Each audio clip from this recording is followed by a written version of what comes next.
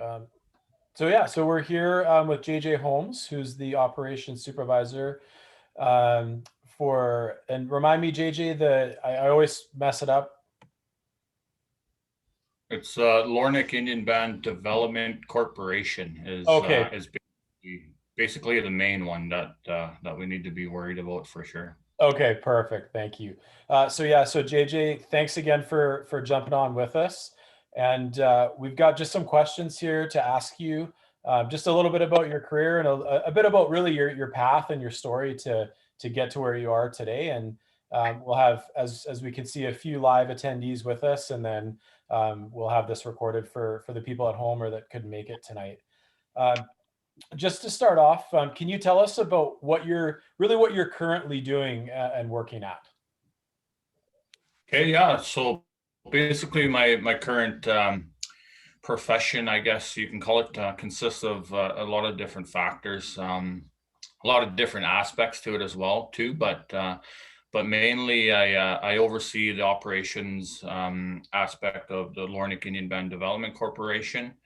And below that, there's a variety of companies that branch off from Chalouse Forestry to Chalouse Farms to Chalouse Electricity to Chalouse Holdings. There's a variety of stuff that I cover. So it's not just forestry. It's a pretty broad spectrum of actually work that I look after for the development corp in general. Awesome. And then can you just tell us a little bit about just some of the general duties that I know from reading your bio, there's a number of different things that you do. If you could just take us through some of those things that you're responsible for. Yeah, I guess to be honest, I've never seen my job description for the job that I have now. The duties consist of a variety of things. Basically, I look after a crew of about 25 employees during our peak season. They range from hand fallers to equipment operators to just general laborers in specific. And when I'm not doing, I guess, looking after the crews, I'm managing, um, different clients and kind of looking for the next job or the next opportunity for my guys. I'm also putting, bid numbers together for another job that's coming up maybe in a month or two. I'm always trying to plan ahead, 2 or 3 days or 2 or 3 weeks at a time because a lot of our jobs are short term. So we got to keep looking for the next job, right? So basically, I oversee several pieces of equipment: excavators, dozers, dump trucks. Basically, my duties consist of everything within the company, I guess, right from safety to environmental to driving around and generally just checking on things, right? So it's a full-time gig for sure. Awesome. Just for kind of my own curiosity, and also for our guests here, can you just tell us bidding? When you bid a job, what does that entail? Yeah, so potentially, I guess a client like Highland Valley Copper, they would put tenders out, and basically request a price to get a certain job done. So my job would be to crunch the numbers to figure out how many machine hours it's going to take, how many bodies I'll need on site, how many first aid attendants I'll need on site, right down to the material that I'll be using. So my job is to basically crunch those numbers, throw them into one big number, and submit a bid.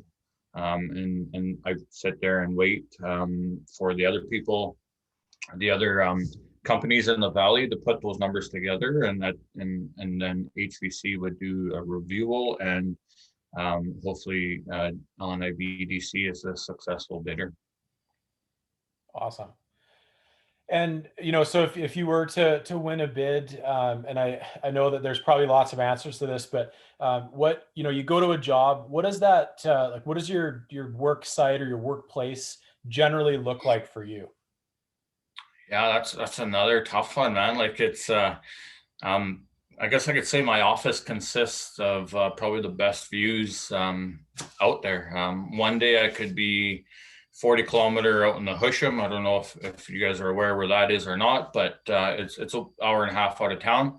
And then 3 hours later, I could be 20-kilometer whipsaw, right? So if I'm not in the bush, I'm typically connecting with clients, trying to basically just keep looking for the next job. And if I would say 90% of my job is me and my pickup sourcing out additional work for my crew.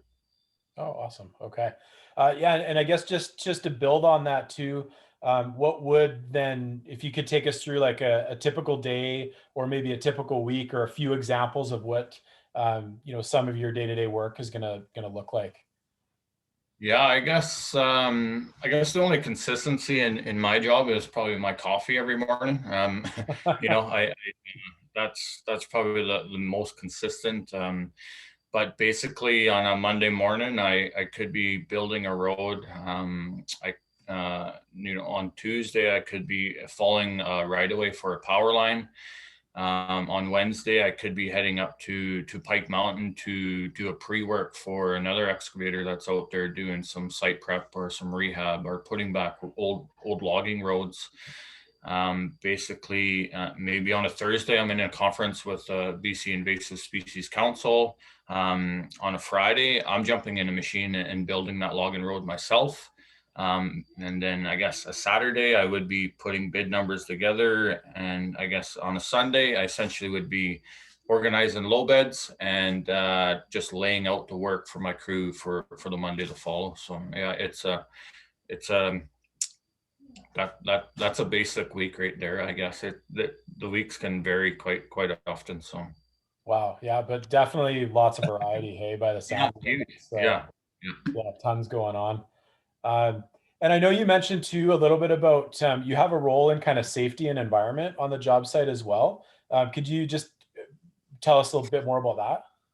Yeah, so within the company, we have essentially a safety advisor that looks more after the administrative aspect of things. So they would, make sure all the documentation is being conducted. She would look after all of the check-ins. But as a safety officer in my position, it's my job to keep the people safe out in the field. If you're walking around without your hard hat, I hate to be that guy, but I'll be the one yelling at you to throw your lid on. You know what I mean? So, and then I go out and initiate the daily safety meetings. So I make sure that all the topics are covered, the actions that we're going to be doing through the day, and then identify all the hazards within that action or that task that we're going to be doing. And then I essentially create corrective measures to implement my guys being safe, that we can safely conduct the work. So Awesome.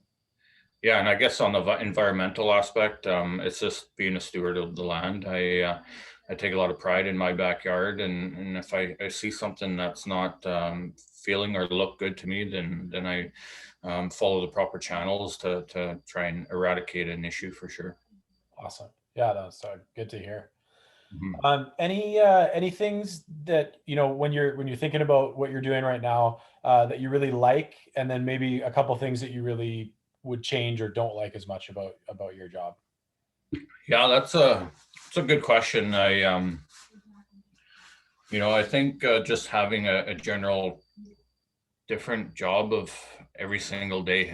My job opens the doors to many different aspects. So that's what I like about my job. I'm not sitting on my computer every single day, 5 days a week. I'm out over here, over there. Maybe I'm in the office, maybe I'm not. Right. So that's probably the best part of my job is it's so versatile that it's pretty tough to get bored at doing what I'm doing.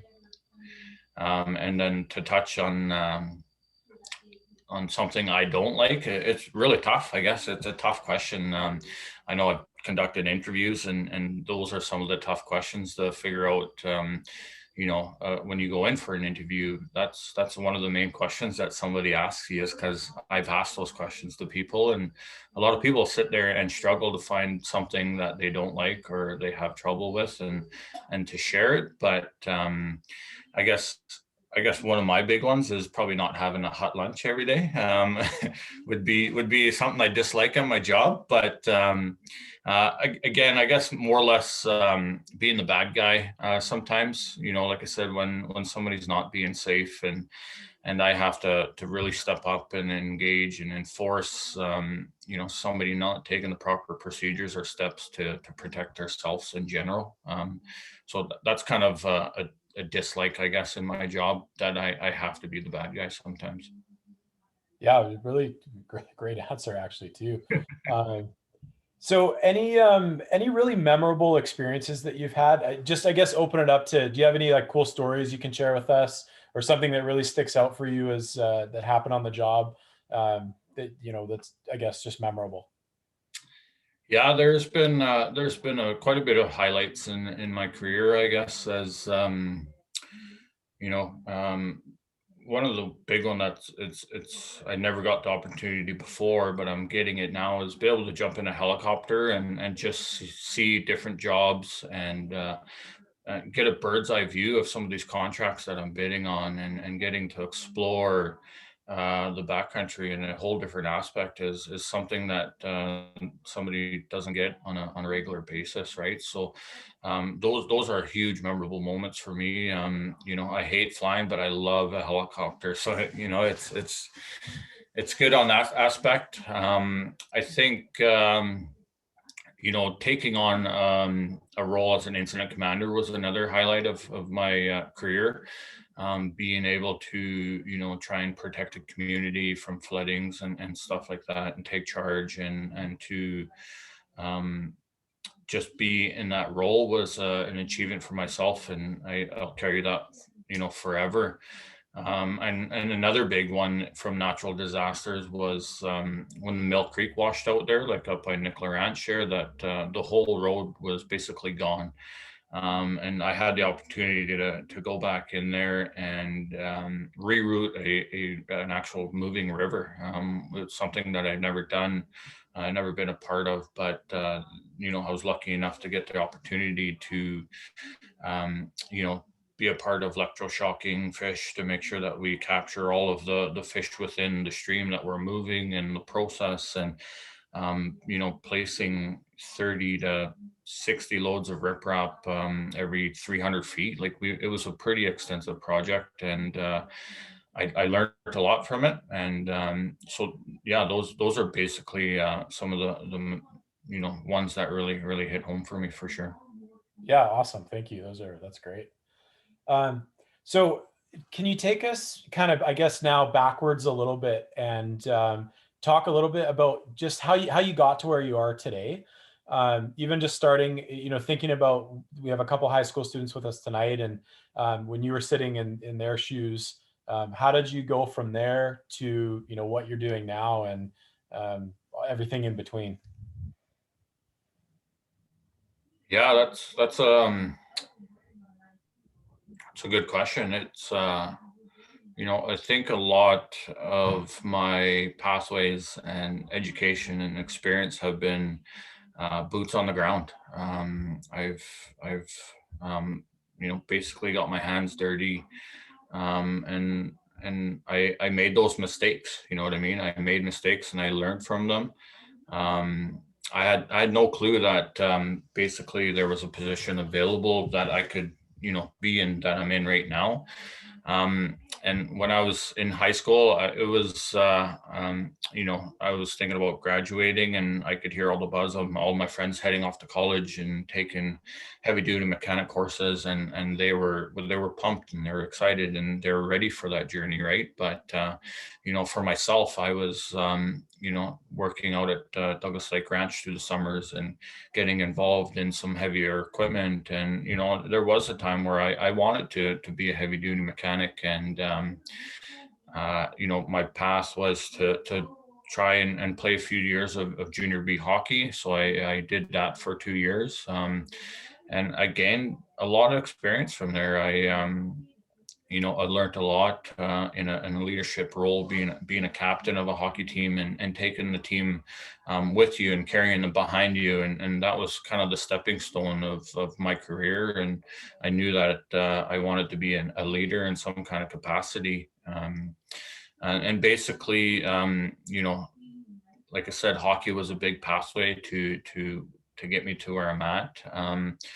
But after I finished hockey, I then came back home and went back to the ranch. But I knew that me making pennies every month was not ideal to, because I wanted to buy that truck or to buy that car and start a life. My parents supported me through hockey, and I wouldn't have been able to do it without them, right? But they gave me the opportunity to go and build off of those experiences. And I reached out to one of the logging contractors, and I was really fortunate enough that he gave me an opportunity to start logging. I didn't have a clue what logging was, or what needed to happen, or where wood needed to go, or how it even functioned. Right, so I spent the first year just figuring it out, seeing it, feeling it, making mistakes again.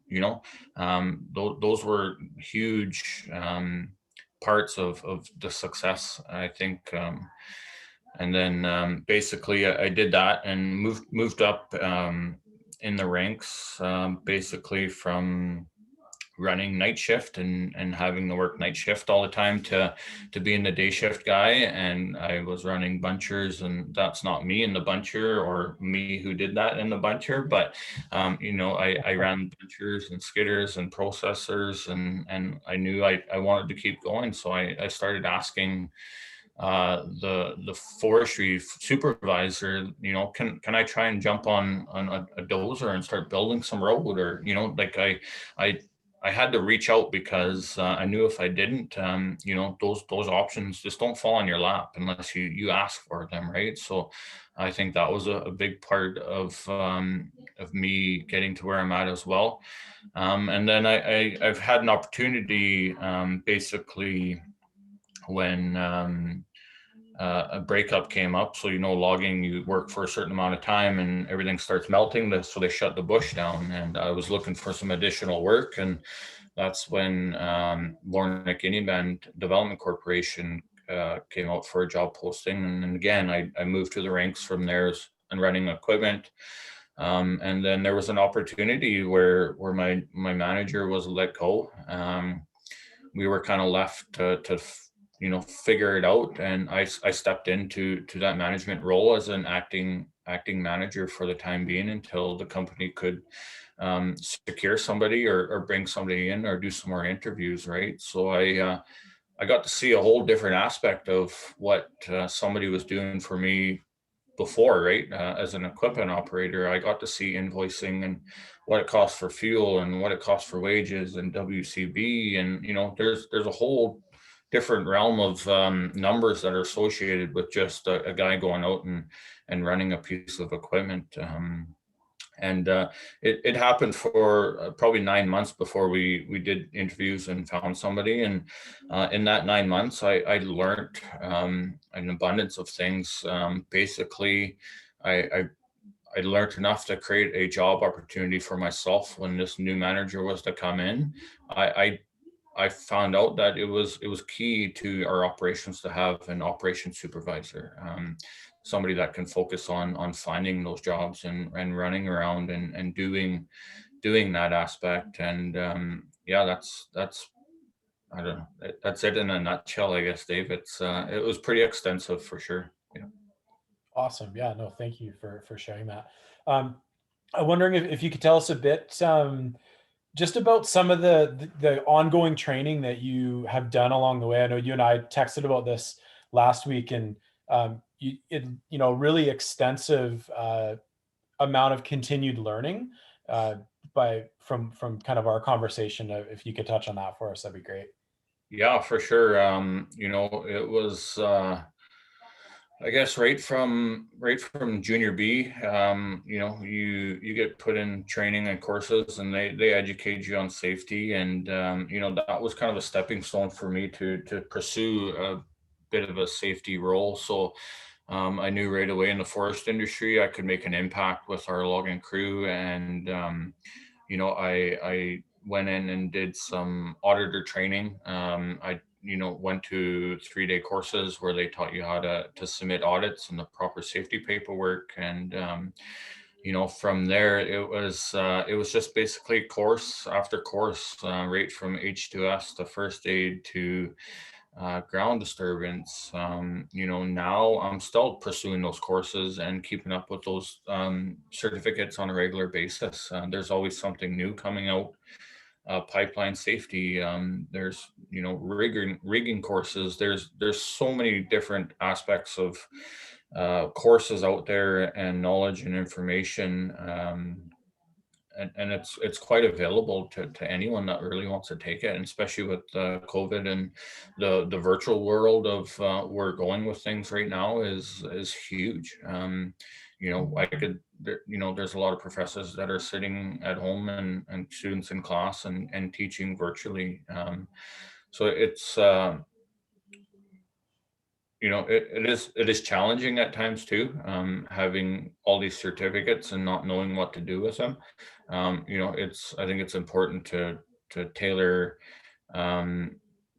your certificates to directions, because you can waste time. I hate to say it, but you can waste time if you're not have a bit of a hindsight of what you want to do or what you want to pursue. Then you're probably wasting your time. So I tailored all of my training towards things I wanted to pursue. I went to the Justice Institute of Technology to start some incident commander training. And if I didn't take that training, I wouldn't have got the opportunity to protect the community and get that exposure and that experience. Yeah, no, awesome. Thank you for that. I know that just about anybody that we talk to in doing this work, regardless of their path, that they're always kind of pursuing the next thing and doing that continued learning. So I know that's so important to success in any field, really, right? Where do Yep. you see your industry headed into the future? So if I'm in grade 12 and I'm listening right now and saying, yeah, this sounds really interesting to me. What could somebody like a young person expect to be sort of walking into? Are there big changes coming, or do you think it's pretty stable? Or what are your opinions there? Yeah, it can go either way. It's one thing, and I think media has to do a lot of it. You're not getting the true facts. There is a long-term forestry industry, and there is a plan out there that it's sustainable. And there's great young entrepreneurs that are coming up with great different ideas to deal with some of the old school boys that just went in there and logged and made money and moved on to the next patch, right? So it's there's a huge different outlook coming with these generations coming up, and I'm excited for it. I got a long, another 20 years, 23 plus years of my life to give her until I retire. Because, at the end of the day, I'm striving to generate my own company. I want to be my own business company. I want to be able to work on my schedule, go to do what I want to do and where I want to do it. Right. I think that's important. Oh, awesome. Yeah. And I think that's kind of one of the next questions too here. Um, so someone that's in your career, it sounds like there are so many different avenues. Could you just give some examples of, I guess, different ways that you could branch out from what you're doing? I know, like starting your own company is certainly one.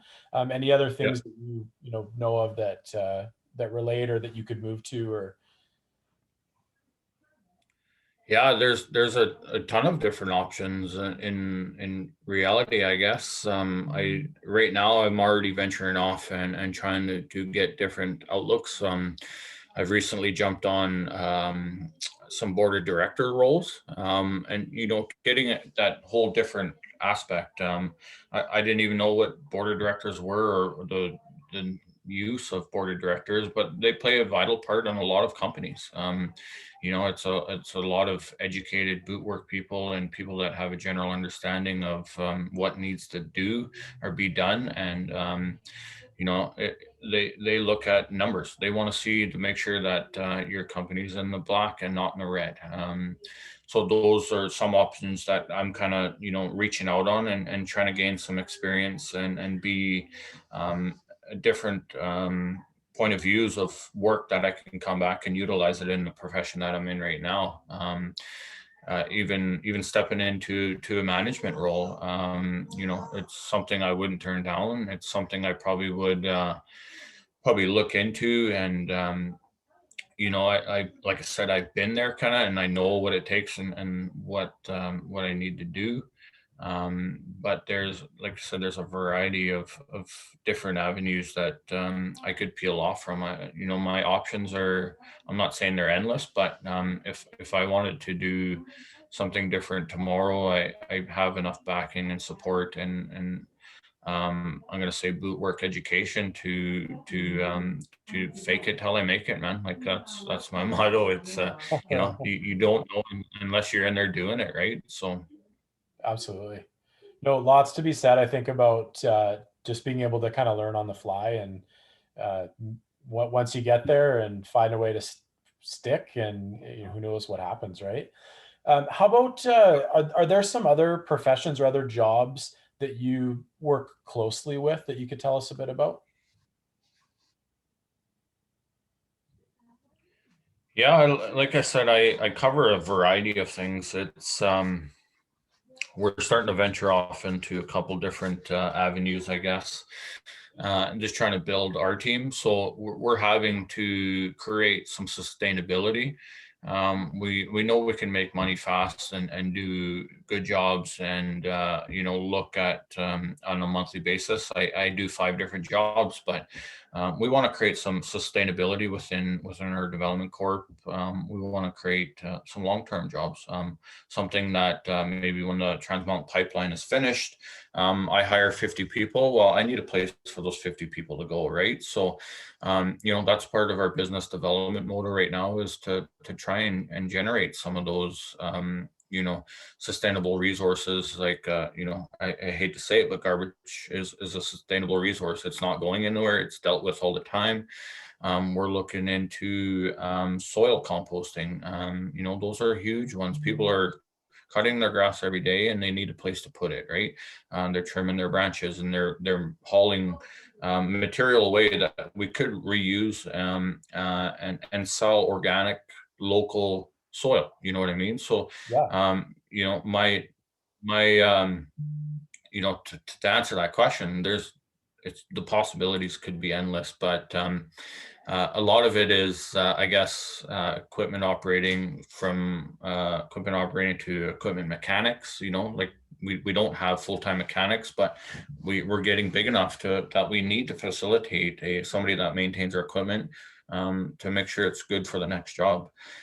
We do a variety of, hand falling is another one that it's a lost occupation. It's tough to find certified people that can cut a piece of wood down professionally and safely, right? Like those are huge promotional jobs that I'm trying to push for right now, because even being an arborist, to climb a tree and to limit, those are my dreams. I would love to pick up a saw, climb it, and cut the top off, and be working within meters of a 5,000 kilowatt power line. You know what I mean? Like those are some good opportunities, and jobs, and different fields that maybe one day I could venture off into, and just being a superintendent is a huge one. If you can supervise a job, I'm not saying you can do it everywhere, but there's a lot of places where you can implement that same kind of skill set for sure. Perfect. And that's a great segue into my next question I have for you, which is, somebody that's considering a similar path to yours. what kind of skills and interests should that person have in order to be successful? Yeah, so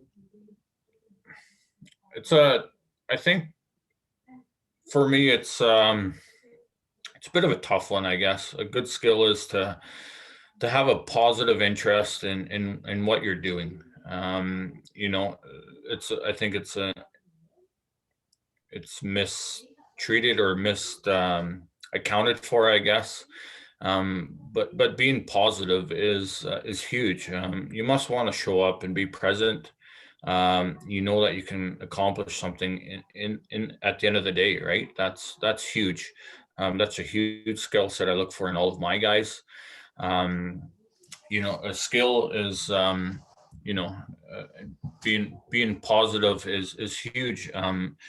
Dave doesn't want to just be here because he has to. Dave is here doing it because he wants to. You know what I mean? Like that aspect and that skill and that drive is a positive one because Dave's here and he wants to generally do this and do better, right? So that's a skill set that I look for in every one of my guys that come onto my team for sure. Awesome. Yeah, and I love that. That doesn't that all that takes is a shift in attitude, right? That doesn't take anything special. Anybody can have that, which is awesome to hear. Yep, for Uh, sure. we have students that they're required to do what we call career exploration in grade 12. And if somebody's Mhm. watching this video and they're interested in pursuing again a path similar to yours, is there anything that they could be doing or exploring right now that would help them get a sense of what the job is like, or even to help them prepare post grad to enter Mhm. your sector? Yeah, I think getting exposure is huge. Uh, take some training, try new things, and make mistakes. Essentially, if you're not making those mistakes, you're not learning from those situations, right? So, I like I said, I think exposure is huge. If you want to pursue something or you think you want to pursue it and you want to invest time and energy into a profession or a field, it's good to go get a bit of a taste of it because you can waste a lot of time on something that down the road maybe I didn't want to do that and you didn't know that the job is something that you totally you thought it was something, but it wasn't. You know what I mean? So yeah, I would say exposure is my huge one for sure. Awesome. And then just as we kind of wrap up here, any just general advice that you have for our young people as they are starting to consider these possible career choices and moving from high school and making that transition now into the world of work? Yeah, so I don't want to sound like a broken record here or nothing, but don't be afraid to make mistakes. I've made big mistakes. I've made small mistakes. But at the end of the day, I've learned from those mistakes. I've been able to remember something from it, or it touched me in a certain way, or it was an eye opener for me that um, you know I use those tools to move forward with. And I think another one is listen to your peers or listen to some leaders. And they didn't get there by chance. They got there because they wanted to get there. And another big one would be to ask questions.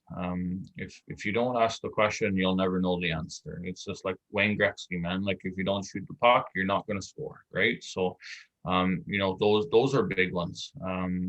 Take some courses, take some training, get some boot work.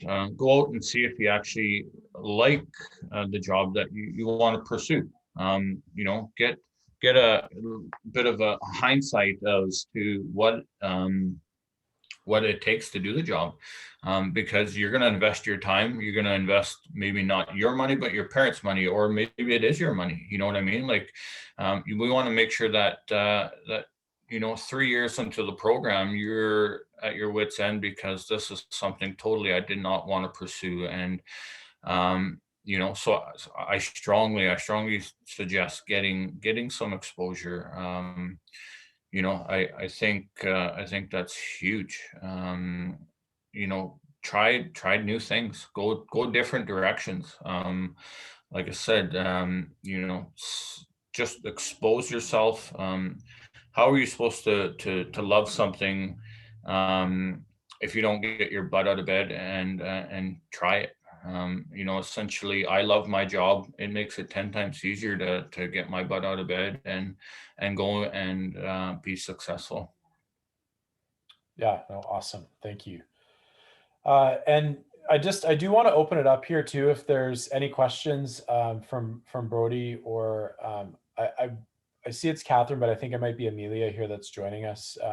If you guys have any questions, feel free to fire away here, guys. Yeah, sure. For JJ. Yep.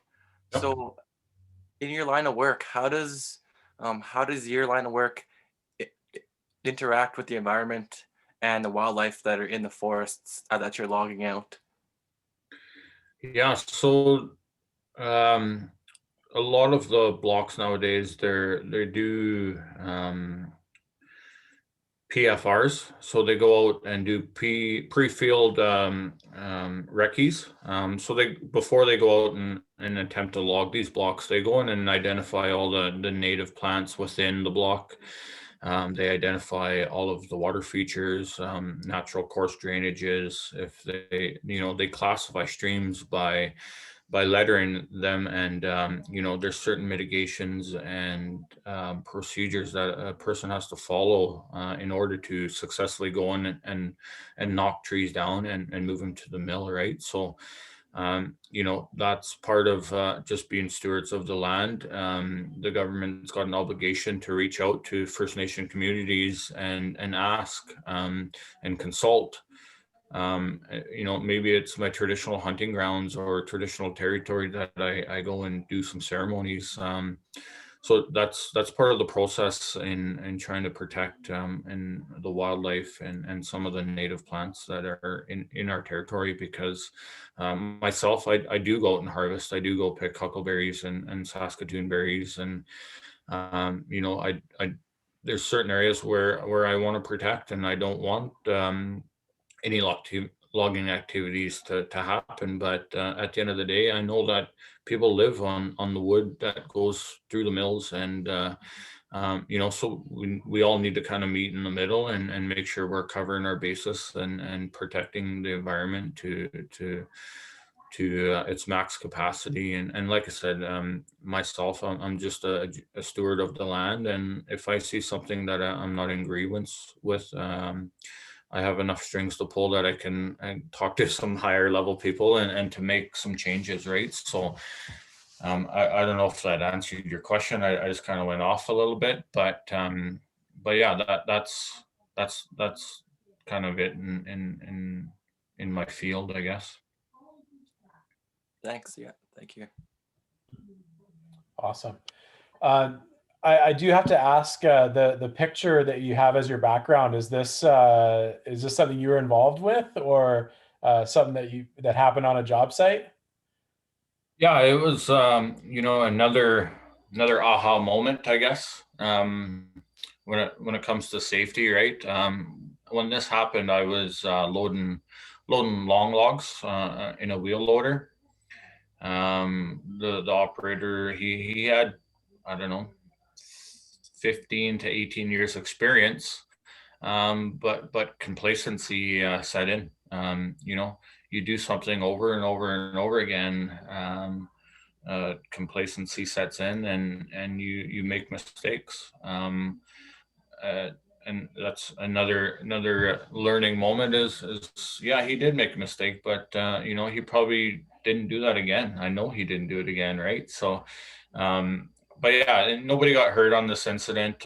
You know, I basically had to stand up on the front of the tracks and get another machine over to lift the door open just to get this guy out. So it could have been a lot worse. You know, we were fortunate enough that you know, we did some incident investigation, and you know, I got to basically start my safety career because of this incident.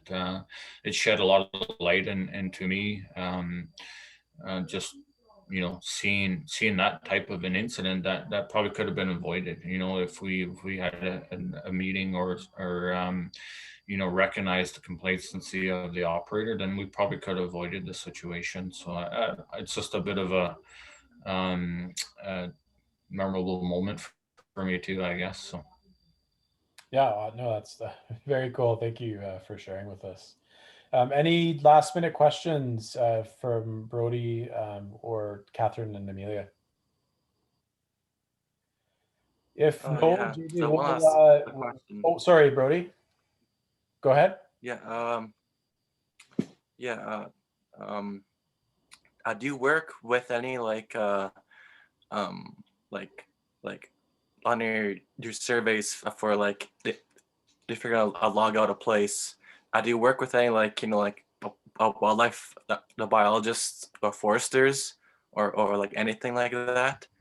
Yeah, no, I work with a variety of guys from timber cruisers to layout and development to guys just recceing the area before any activities happen. I don't essentially work with a whole lot of biologists, I guess, but maybe on some of the bigger projects like on the Mill Creek, I worked with fish biologists and environmentalists on that job, and basically just did some field training because it was something so new to me, and to be able to electroshock fish and make sure that all the fish were gone within that system of water before we moved it over to the next system. It's just a process that we had to follow, right? So yeah, I couldn't really touch too much on the biology aspect of things, but foresters, yeah, we encourage.